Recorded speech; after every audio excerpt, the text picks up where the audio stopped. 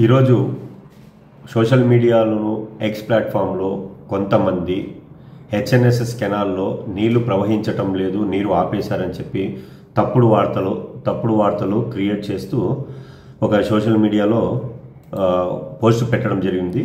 దాన్ని మేము గమనించి ఇమీడియట్లీగా కెనాల్స్ వరకు వెళ్ళి పరిశీలించడం జరిగినది.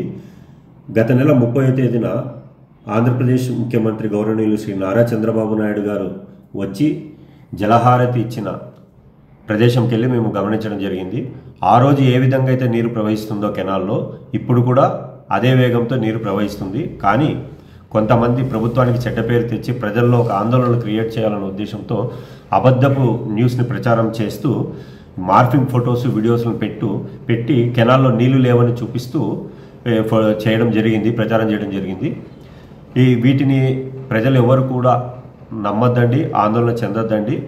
ఇది నీరు యథాస్థితిగా కొనసాగుతూ ఉంది ప్రవాహము. ఇటువంటి పోస్టులు పెట్టిన వాళ్ళ మీద ఖచ్చితంగా చట్టరీత్యా చర్య తీసుకుంటున్నాము. ఈ అబద్ధపు ప్రచారాలు చేస్తూ ప్రజల్లో అన్రెస్ట్ క్రియేట్ చేయొద్దని ప్రజలకందరికీ కోరుకుంటున్నాము.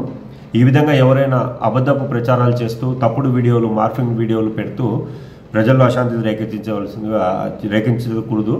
ఇది ఖచ్చితంగా చట్టరీత్యా నేరం. ఇలా చేయడం వల్ల వీటి మీద చట్టరీత్యా చర్య తీసుకుంటాం. Thank you.